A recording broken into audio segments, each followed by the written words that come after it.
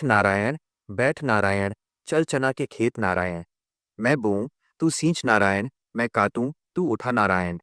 मैं पीसूं तू छान नारायण, मैं पोऊं तू खा नारायण। कोरा करवा शीतल पानी, उठो देवो पियो पानी। उठो देवा बैठो देवा, अंगुरिया चटकाओ देवा। जागो जागो भगीरथ गोतिया के देवा। आप सभी को देवठान एकादशी की हार्दिक शुभकामनाएं। भगवान श्री हरि और एकादशी माता की कृपा सदा आप सभी पर बनी रहे। अगर आपने भी एकादशी का व्रत रखा है या यदि आपने किसी कारणवश व्रत नहीं भी रखा है तो भी देव उठान एकादशी, जो कि कार्तिक मास के शुक्ल पक्ष की एकादशी है, इस दिन सभी को सच्चे मन से व्रत की कथा अवश्य ही पढ़नी और सुननी चाहिए।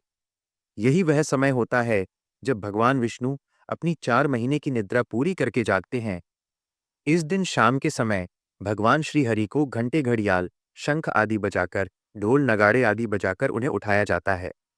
उनसे प्रार्थना की जाती है कि हे श्रीहरि, अब आपने 4 महीने की योग निद्रा का समय पूरा कर लिया है।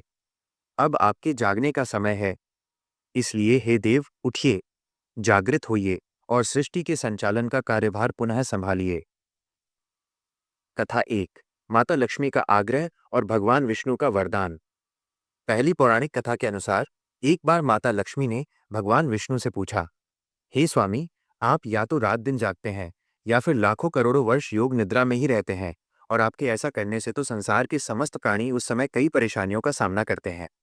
इसलिए हे प्रभु, आपसे अनुरोध है कि आप नियम से प्रतिवर्ष निद्रा लिया करें। इससे मुझे भी कुछ समय विश्राम करने का मिल जाएगा। देवी लक्ष्मी की बात सुनकर नारायण भगवान मुस्कुराए और बोले, देवी, आपने ठीक कहा है। मेरे जागने से सभी देवों को और खासकर आपको सबसे ज्यादा कष्ट होता है। आपको मेरी वजह से जरा भी अवकाश नहीं मिलता। इसलिए आज से मैं आपके कहे अनुसार ही प्रतिवर्ष 6 मास वर्षा ऋतु में शयन किया करूंगा। मेरी यह निद्रा अल्प निद्रा और प्रलय काल की महानिद्रा कहलाएगी। मेरी यह अल्प निद्रा, जो कि केवल 4 महीने के लिए होगी, मेरे भक्तों के लिए परम कल्याणकारी होगी। इस दौरान मेरे जो भी भक्त मेरे शयन की भाव कर मेरी सेवा करेंगे और शयन और उत्थान के उत्सव को आनंद पूर्वक घर में मनाएंगे, उनके घर में मैं सदा आपके साथ निवास करूंगा। मान्यता है कि तभी से देव उठान एकादशी का ये महापर्व मनाया जाने लगा। कथा 2। राजा की परीक्षा और धर्म की महानता। दूसरी पौराणिक कथा के अनुसार एक बार एक राजा था जिसके राज्य में प्रजा बहुत सुखी थी। उस राज्य में एकादशी के दिन कोई भी अन्न नहीं बेचता था, न ही कोई अन्न ग्रहण करता था। सभी लोग केवल फलाहार ही करते थे। एक बार भगवान ने राजा की परीक्षा लेने के लिए एक सुंदरी का रूप धारण किया और एक किनारे बैठ गए। राजा उस सुंदरी के रूप पर मोहित हो गए और उन्हें अपनी रानी बनने का प्रस्ताव दिया। सुंदरी के रूप में उपस्थित भगवान ने शर्त रखी, राजन, मैं आपकी सारी बात मानूंगी, लेकिन आपको राज्य का अधिकार मुझे सौंपना होगा और मैं जो भी बनाऊंगी वही आपको खाना भी होगा। राजा ने सुंदरी के रूप पर मोहित होकर सारी शर्तें मान लीं।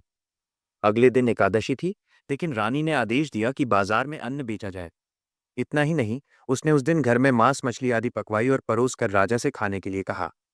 राजा ने कहा, रानी, आज तो एकादशी है, इसलिए मैं तो केवल फलाहार ही करूंगा।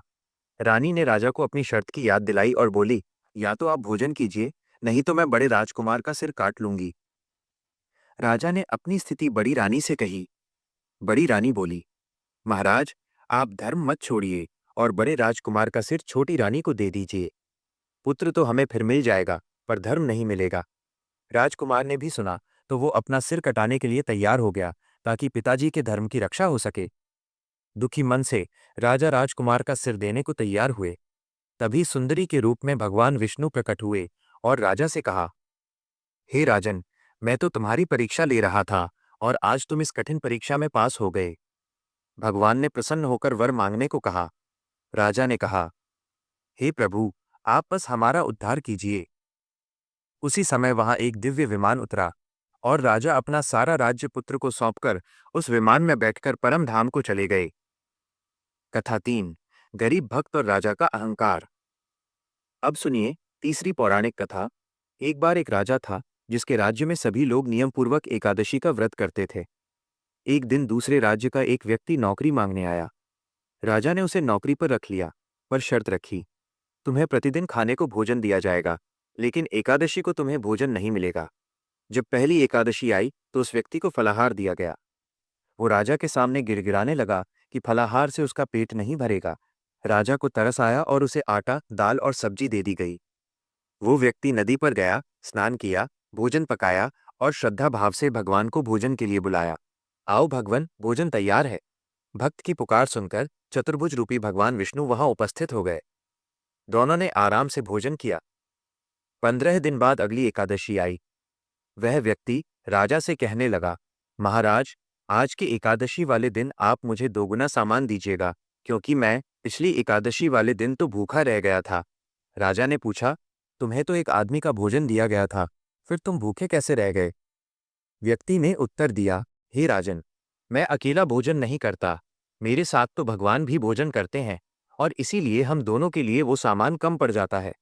राजा को बड़ा आश्चर्य हुआ और उसने कहा, मैं नहीं मानता कि तुम्हारे साथ भगवान भोजन करते हैं, क्योंकि मैं तो इतने वर्षों से उपवास रखता आ रहा हूँ, नियमित पूजा पाठ करता हूँ, मुझे तो भगवान ने कभी दर्शन नहीं दिए। तब वो आदमी बोला, महाराज, अगर आपको मुझ पर विश्वास न हो तो मेरे साथ चलकर ही देख लो। राजा पेड़ के पीछे छिप गया। उस दिन व्यक्ति ने भोजन पकाया और भगवान को आवाज लगाई, पर भगवान नहीं आए। बुलाते बुलाते शाम हो गई। अंत में उस व्यक्ति ने कहा, भगवान, अब आप आ जाइए। अगर आप नहीं आए तो मैं इस नदी में कूदकर अपने प्राण दे दूंगा। जैसे ही वो नदी में कूदने लगा, भगवान ने उसका हाथ पकड़कर उसे रोक लिया और उसके सामने प्रकट हो गए। उन्होंने उसके साथ बैठकर भोजन भी किया। भोजन करने के बाद भगवान ने उसे अपने विमान में बिठाया और अपने धाम में ले गए। पेड़ के पीछे छुपे हुए राजा ने ये सारा दृश्य अपनी आंखों से देखा। अब उसे पता चल गया कि वो व्रत तो करता है, लेकिन उसकी श्रद्धा और विश्वास में बहुत कमी थी। तब उसने श्रद्धा और भक्ति भाव से एकादशी का व्रत रखना प्रारंभ कर दिया, जिसके बाद उसे भी अंत समय में स्वर्ग लोक की प्राप्ति हुई। कथा 4। तुलसी विवाह और वृंदा की कहानी। अब सुनिए तुलसी माता की कथा। तुलसी माता अपने पूर्व जन्म में वृंदा नाम की कन्या थीं, जिनका विवाह जलंधर नाम के एक शक्तिशाली असुर से हुआ था। वृंदा बहुत ही पतिव्रता स्त्री थीं। उनके सतीत्व के बल के कारण कोई भी जलंधर को परास्त नहीं कर पाता था। जब जलंधर और भगवान शिव के बीच भीषण युद्ध हुआ, तो वृंदा के सतीत्व के बल के कारण भगवान शिव जलंधर का वध नहीं कर पा रहे थे। तब भगवान विष्णु ने छल से वृंदा के सतीत्व को भंग कर दिया।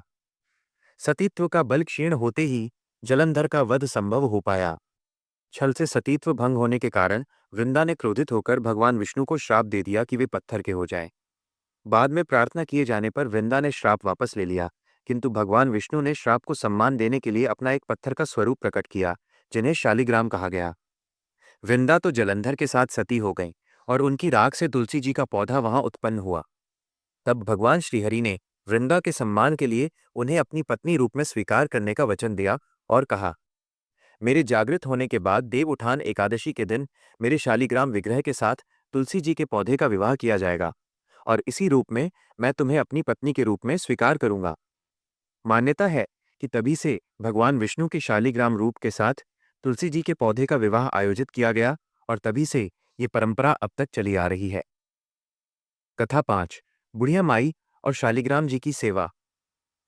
अब सुनिए भगवान शालिग्राम की कहानी। किसी गांव में एक बुढ़िया माँ थी। उन्होंने शालिग्राम जी की सेवा का संकल्प लिया था। एक बार वह गंगा स्नान का विचार कर अपनी पड़ोसन से बोली, बहन, मैं गंगा जी स्नान करने जा रही हूँ, तुम मेरे शालिग्राम जी को रख लो और जब तक मैं नहीं आऊं तब तक उनकी सेवा कर देना। पड़ोसन ने उत्साह में हाँ भर दी, लेकिन फिर बोली, बहन, मुझे तो उनकी सेवा पूजा करना आती ही नहीं, तो भला मैं कैसे करूंगी? बुढ़िया माँ ने समझाया, इनको सुबह उठा देना, नदी से लोटा भरकर पानी लाना, आते समय बगीचे से फूल और तुलसी भी लेते आना, भगवान को जल और कच्चे दूध से स्नान कराना, चंदन लगाकर पुष्प और तुलसी चढ़ाना, दूध का भोग लगाना, और दोपहर को रसोई में जो भी बने उसका भोग लगा देना, शाम को दिया जलाना, और रात को सोते समय शालिग्राम जी को भी सुला देना। बस ऐसे ही पूजा करनी है। पड़ोसन ने सब कुछ बुढ़िया माँ के कहे अनुसार किया, लेकिन जब उसने दूध और भोजन का भोग लगाया तो देखा कि वो वैसे ही पड़ा है। वो बार बार भगवान से हाथ जोड़कर कहती, भगवान, दूध भी पी लो और भोजन भी कर लो। अगर आप भोजन करेंगे और दूध पिएंगे तभी मैं भोजन कर पाऊंगी। लेकिन भगवान ने न तो दूध पिया और न ही भोजन किया। पड़ोसन सारा दिन भूखी रही और शाम को भी देखती रही।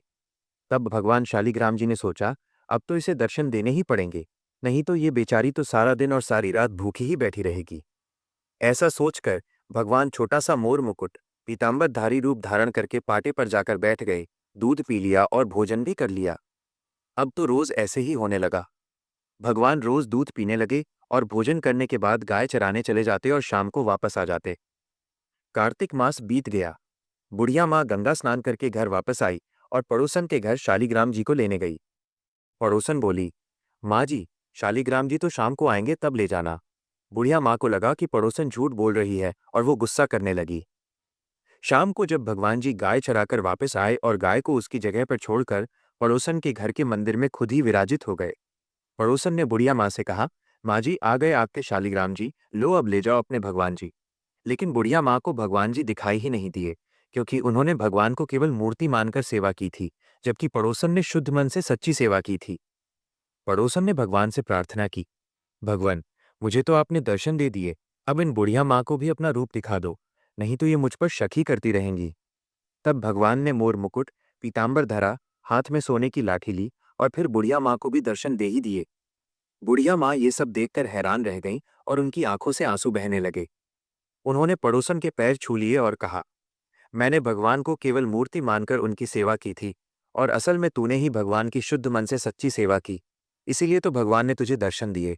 हे भगवान, जैसे आपने उन्हें दर्शन दिए वैसे सबको देना। तथा 6, तुलसी माता और बूढ़ी माई का मोक्ष। अब सुनिए तुलसी माता की दूसरी कहानी। कार्तिक के महीने में सभी औरतें तुलसी माता को सींचने जाया करती। सब तो सींच कर आती, परंतु एक बूढ़ी माई आती और कहती, हे तुलसी माता, सत की दाता, मैं बिरला सींचू तेरा, तू कर निस्तार मेरा। तुलसी माता, अडवा दे, लडुआ दे, पीतांबर की धोती दे, मीठा मीठा ग्रास दे, बैकुंठ का वास दे, चटके की चाल दे, पटके की मौत दे, चंदन की काठ दे, झालर की झनकार दे, साई का राज दे, दाल भात का जीवन दे, ग्यारस की मौत दे, श्री कृष्ण का कांधा दे। धीरे धीरे तुलसी जी सूखने लगीं। एक दिन भगवान कृष्ण ने उनसे पूछा, हे तुलसी, तुम क्यों सूख रही हो? तब तुलसी माता ने कहा कि एक बूढ़ी माई रोज आती है और इस तरह की बात कह के जाती है। मैं उनकी सारी बात तो पूरी कर दूंगी, पर कृष्ण का कांधा कहाँ से लाऊंगी? भगवान बोले, वह मरेगी तो कंधा में दे आऊंगा। कुछ दिनों बाद वह बूढ़ी माई मर गई। सारे गांव वाले जब अर्थी पर रखकर उन्हें ले जाने लगे तो वो इतनी भारी हो गई कि किसी से उठाई भी नहीं उठी।